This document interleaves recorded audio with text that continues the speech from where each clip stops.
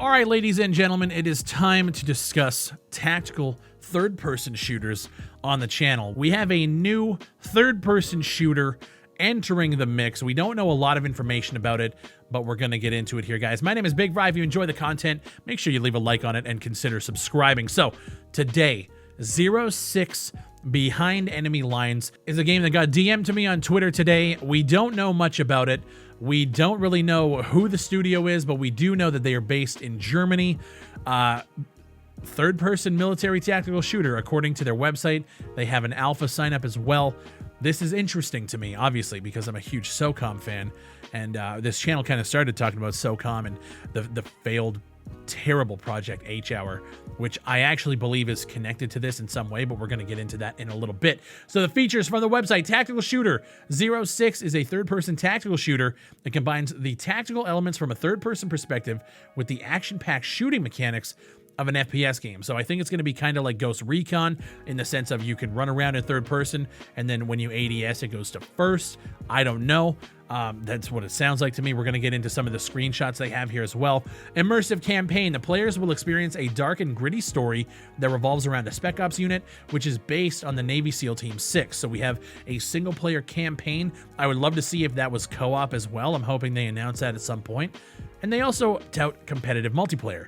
Besides the single-player campaign, the game will feature a competitive multiplayer. Various tactical and team-oriented game modes will be included, and we know that it's being powered by Unreal Engine 4. The game will feature destructible environments and a dynamic time-of-day system, which, I mean, some of these things sound exactly like the rumors that we were talking about with, Guerrilla Games and stuff. Now, obviously, I don't think they're connected, but we're looking at some of these screenshots here. Some of them are concept art. Some of them are just pictures of the models. And then we have this one, which is a first-person perspective shot, and it looks like Call of Duty.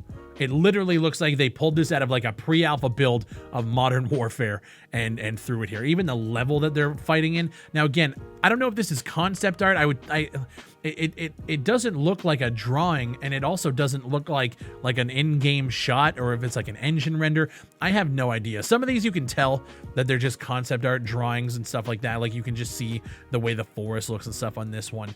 But that first-person shot tells me that we are going to be getting the ADS down the sight, first-person perspective. But when you move around the levels, we're probably going to be playing it in third person. There's another concept art shot here of a guy at night, and the way that they place the camera, I think this is what they're actually going to be going for when it comes to the perspective in third person.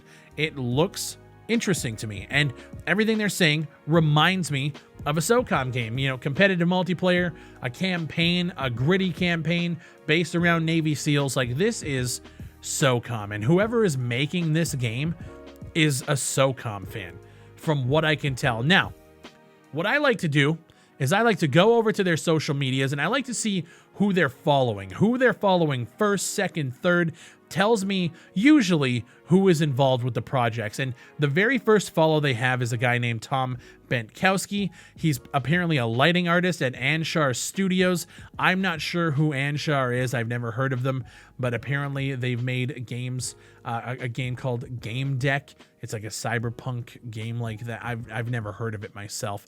But then you start to go through some of the follows that they have and the guys that they're following back and are following them. And because I'm in the community and because I'm a SOCOM fan, and I started covering games like H-Hour, which, like I said, failed fucking project, terrible game.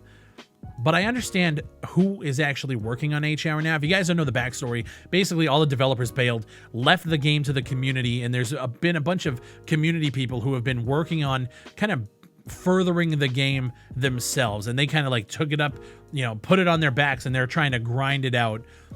And this Twitter account is following almost every single one of them. I recognize every single one of these people from the H-Hour community, whether they worked on H-Hour in terms of coding or map creation or 3D models.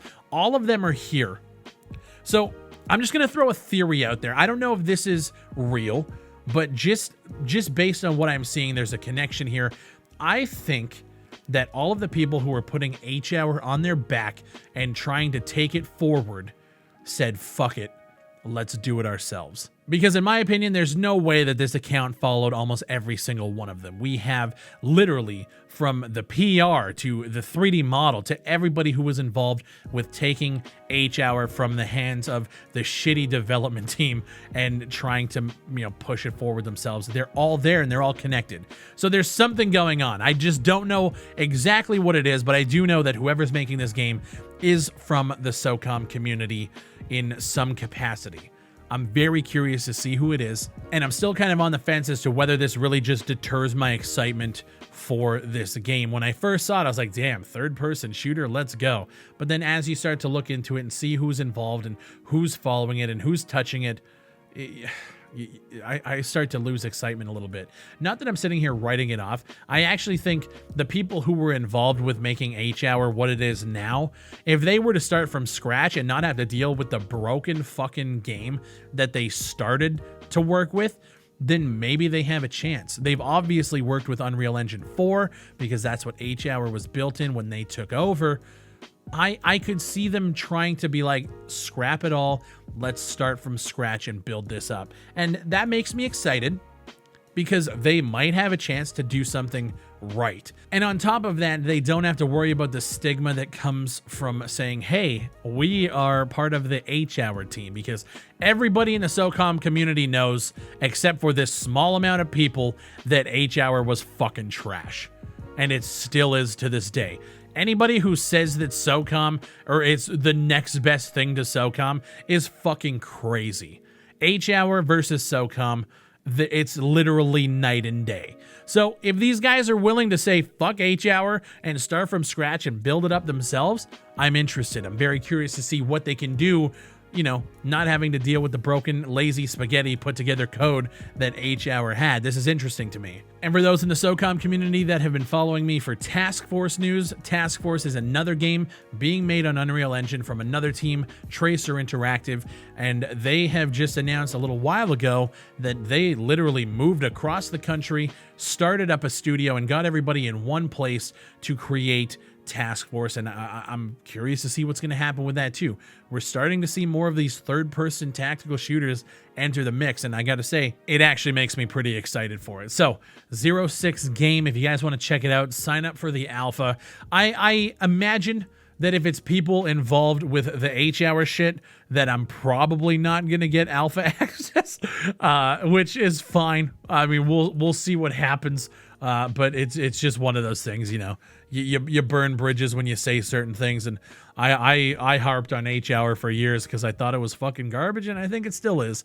But I'm curious to see what these guys are still going to do with this. So yeah, I just wanted to give you guys a little heads up. Hey, this hit my desk, and it's a pretty slow news week because we're kind of in the calm before the storm. Before the PlayStation announcement, and we actually get to see a whole bunch of new games on display.